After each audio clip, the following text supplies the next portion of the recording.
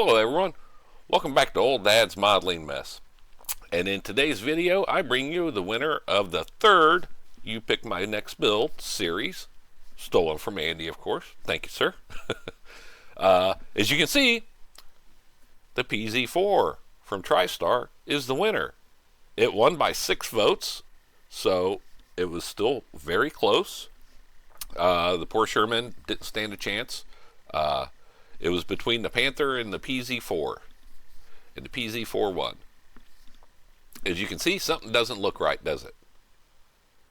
Well, that's because back when I built the Tristar 38T, the tracks just snapped together. I didn't have to glue them. They worked exactly how they were supposed to.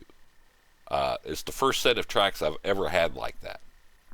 So I decided I'd knock these out and get a little bit of a head start. Well, didn't work. As you can see back there behind the plate, there's the trees for the tracks. And they sit on there flat, just like they would on the ground.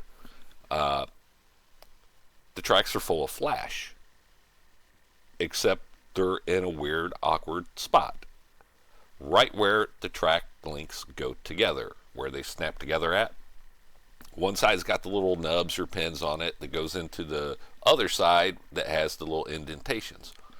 Well, the flash is actually standing upright right there where those pins are supposed to connect and go in.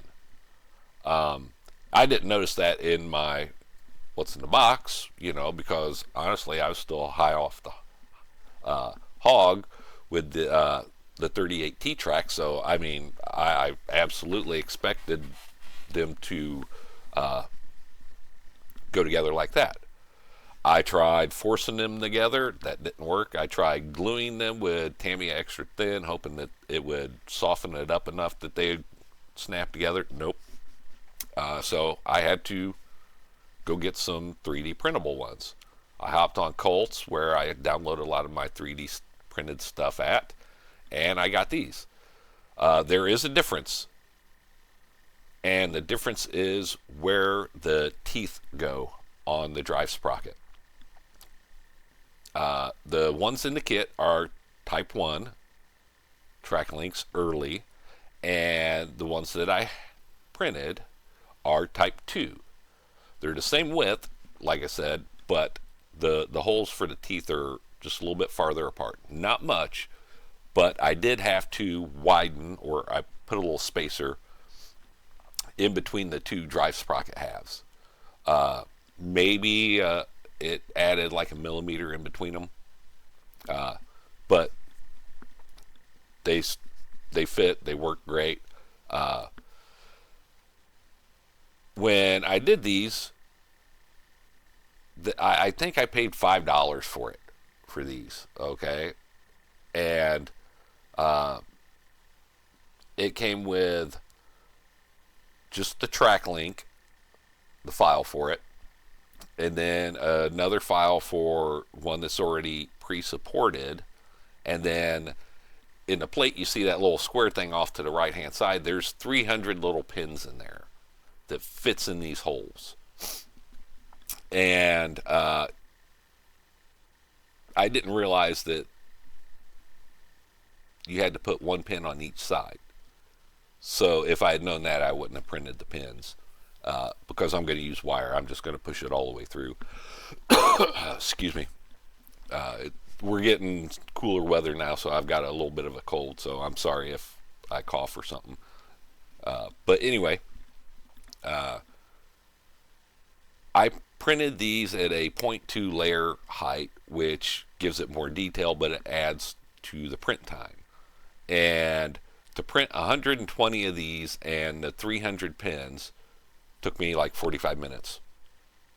And then I washed them in hot soapy water, because I only use water washable ABS-like resin, and that stuff's great. No smell, no nothing.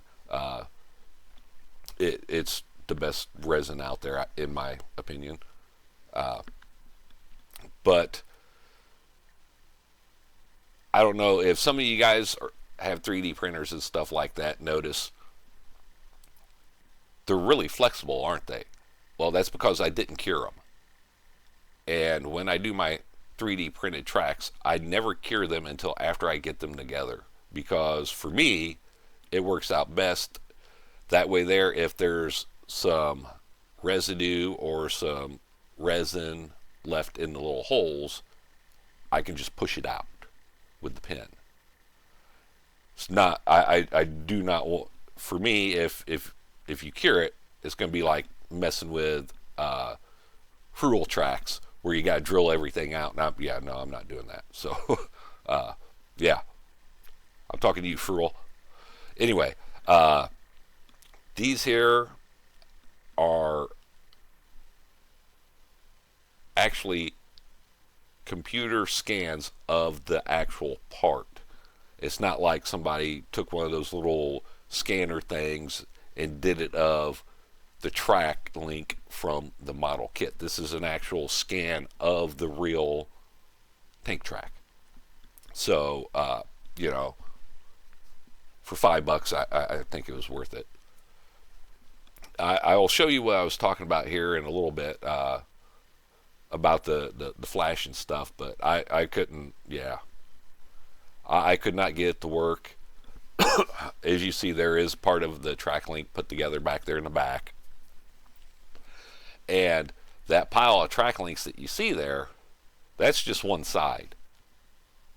And I honestly bet maybe between 5 and 10 of those track links are good. The rest are all junk because they're filled with flash. And that really bummed me out. It really did. I was not expecting that with this. So, yeah. Yeah, that really caught me off guard. I already have one side already printed and together, and as soon as I get done with this side here putting it together, I'll cure it and everything like that. But no big rush. I got it together. We're good to go. So here's where I'm going to show you what I'm talking about. I'm going to show you what's wrong with these track links, the ones from the kit, that is. Look at the detail on those. And yes, that is that 22 or 24 gauge wire, so it's like 0.5 millimeter, not even that thick. This is how they're supposed to go together. Snap them together, everything works. They're not falling apart. You can turn them, grab another one, and no matter what you do, how hard you try, you just can't get them to go together. And this here, I'm grabbing my pencil so I can show you guys and point it out. There's the flash, and it's on each one of those. So it's blocking, and like I said, it's the opposite. It's standing up, and so it's blocking where the indents would be for the pins to go in. And if you try to force it, it bends it. If you try to glue it, look at just how bad those are. They're cattywampus. They're not straight. They look like, honestly, they look like shit. And so I just couldn't deal with it. I had to replace them. So here is the little gap you see from where I put the spacer in there. And then I'm not going to fill it because if you look at it, fits in there perfect. Just to show you, they're the same width. It's just the holes for the sprockets on the Type 2 are a little bit further apart.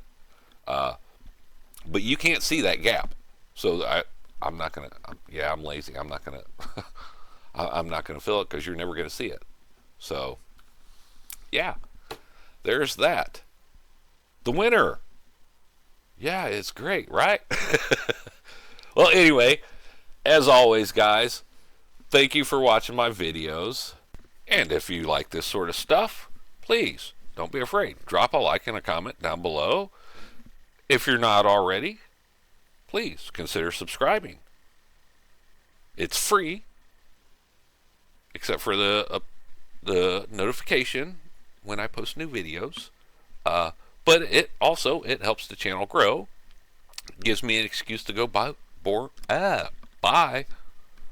stuff, which I might have possibly been left unattended again yesterday.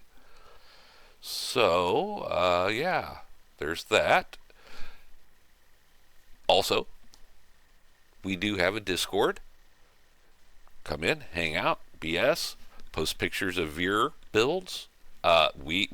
Trust me, we have some absolute amazing builders in there, so it is worth it just to come in and look at their stuff. There's channels in there, so if you know any tips or tricks, you can share it with others. There's also a channel in there where I post pictures from time to time of the builds that I'm doing here on the channel. So it's also free, just like subscribing. And come on in, have some fun. Okay, enough wasting time. Until the next video, guys, I will see you later. Bye-bye.